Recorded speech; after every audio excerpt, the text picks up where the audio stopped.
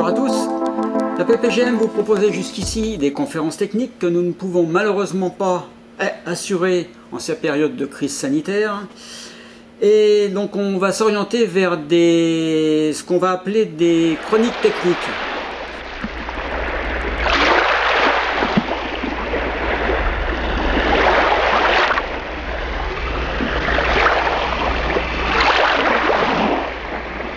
Aujourd'hui, on est chez Cap Océan au Cap d'Agde, et là je suis avec Jonathan. Donc Jonathan, bonjour. Bonjour. Voilà, tu vas nous expliquer un petit peu. Nous on connaît bien la Grande Motte, donc Cap Océan, mais c'est un peu plus de choses. Et puis il y a quand même pas mal d'agences. Donc explique-nous un petit peu les différentes sociétés du groupe. Hein. Et puis le nombre d'agences, voilà, ça va un petit peu pour avoir un peu l'ampleur de la société. D'accord. Alors, Cap Océan, effectivement, on est spécialisé dans le bateau d'occasion. Ça, c'est la chose qu'on sait faire et l'unique chose qu'on sait faire. Ouais.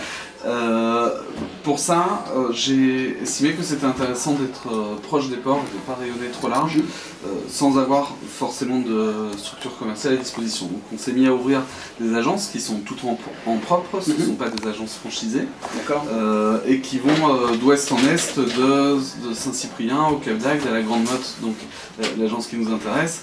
Ensuite on a Port-Camargue, Port-Napoléon, dans lequel on traite les bateaux et les ports à sec surtout. Marseille le Vieux-Port, Bandol, Hyères et Cogolin pour le golfe de Saint-Tropez. D'accord. Donc on continue donc ce développement vers les Alpes-Maritimes et également sur la façade atlantique. Ça c'est pour la partie Cap Océan. On fait aujourd'hui un petit peu plus de 400 bateaux par an. Le rythme de croissance... Sur l'ensemble des agences. Sur l'ensemble des agences, oui, tout à fait. Le rythme de vente, ou du volume de vente plutôt, est rythmé par le développement, évidemment. Donc aujourd'hui on est leader français. Demain on va ouvrir d'autres agences. Certains médias nous ont nommés comme leader européen. Je pense pas que ce soit le cas. Il y a des plus gros groupes que nous aujourd'hui sur le marché. Mais on essaye de posséder ce marché-là. D'accord. Pour l'instant, c'est uniquement sur la Méditerranée. Je veux dire qu'il n'y a pas de... Alors, pour l'instant, pas de réflexion sur l'Atlantique ou ça. Si, on a des ouvertures en Atlantique qui sont prévues en 2022. D'accord. Donc qui sont toutes proches, c'est un marché qui est intéressant. On aimerait bien pouvoir fluidifier les échanges de bateaux entre l'Atlantique et la Méditerranée, donc se faire accompagner d'une société de transport éventuellement. D'accord, pour faciliter ces échanges-là. Il y a une typologie de bateaux en Méditerranée, une autre typologie en Atlantique, mais des fois c'est utile d'avoir l'interférence entre les Exactement. Après, dans le développement, on a acquis une société qui s'appelle AYC très récemment, qui est un gros courtier spécialisé dans le bateau de voyage, qui avait été fondé par Christian Picard en 1994, qui est très connu. C'est lui qui avait pris la direction générale également du chantier Alubat pendant ces 5 dernières années. C'est une croissance externe parce que ça nous donne accès à une nouvelle compétence, qui est ce fameux bateau de voyage, et des voiliers un petit peu plus dimensionnés. En général, c'est du gros... C'est plus du gros voilier que du petit. Donc avec AYC, on va dire qu'on commence à 50 pieds pour terminer à la Grande Plaisance, donc à 24 mètres. AYC nous met un pied sur l'Atlantique, puisque le siège d'AYC est à La Roche-sur-Yon, qui est la capitale de la Vendée, et du nautisme en quelque sorte, du nautisme français. Bien, ça fait un... Donc ça nous fait un premier relais là, voilà exactement, c'est ça qu'on a développé, et on a une agence AYC à Port-Napoléon également. D'accord.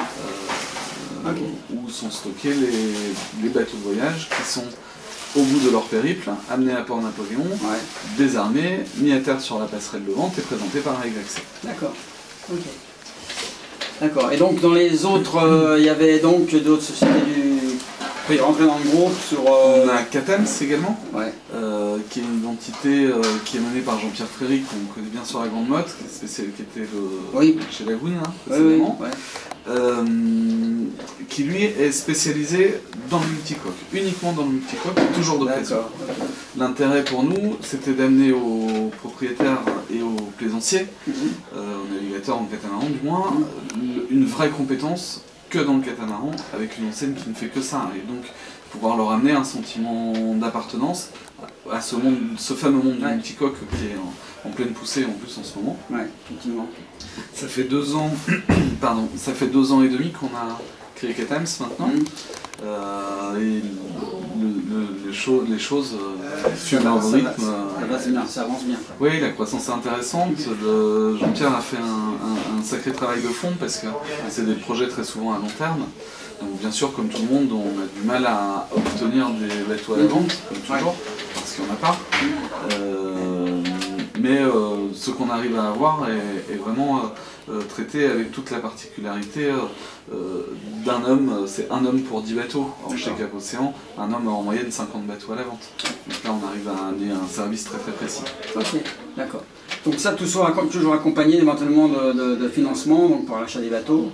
Oui, on a des partenaires financiers qui sont importants, différents de ceux qu'on connaît habituellement, comme SGB Finance, CGMR ou autres. Nous, on travaille avec une filiale de Financo, donc du Crédit Mutuel, qui est un de nos partenaires financiers principal.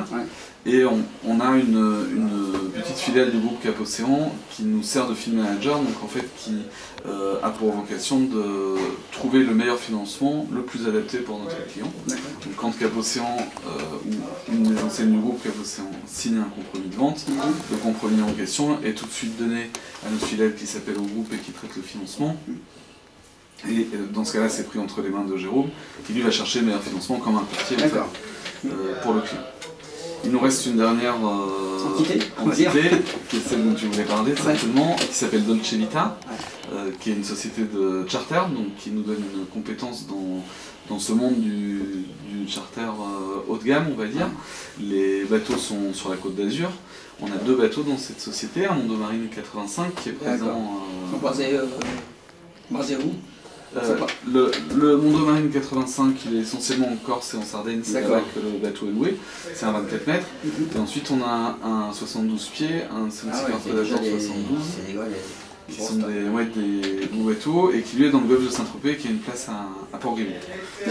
Ces bateaux-là, ils ont chacun un capitaine, chacun de l'équipage, c'est des bateaux qui nous appartiennent, c'est pas des bateaux qui sont en gestion. Donc ça veut dire qu'on a la liberté de faire absolument ce qu'on veut pour ces bateaux-là, et qu'on loue à la semaine ou à la journée. Selon la demande du client à des tarifs bien spécifiques. Ok, d'accord. Bon, je pense qu'on a fait le tour un petit peu de toutes les activités de Cap Océan. Donc à la Grande Motte, on a Jordan pour la partie voileux, pardon. Et puis Bastien pardon, pour la partie moteur. Puis je crois qu'il y a un stagiaire aussi, enfin je sais plus. Il y avait Clément qui va être remplacé là maintenant, qui a fini son stage. D'accord. Effectivement.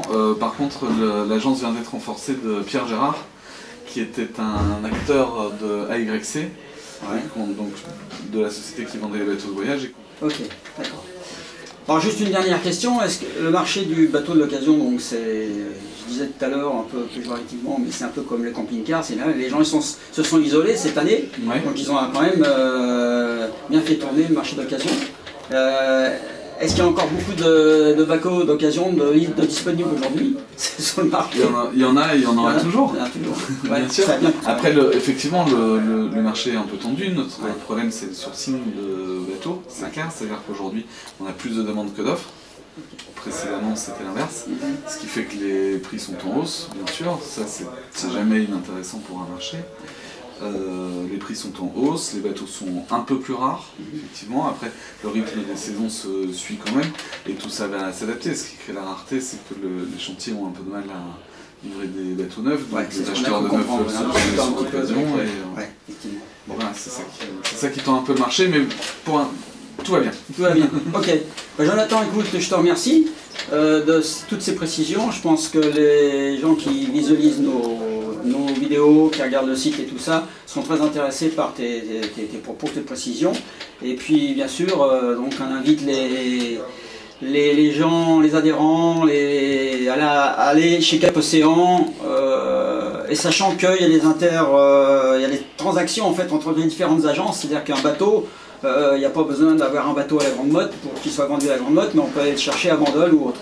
Et oui, tout à fait. C'est ça l'intérêt aussi. C'est ça l'intérêt, exactement. Et bientôt l'Atlantique. C'est des croisés qu'on fait. Merci Jonathan, à bientôt. Merci Michel.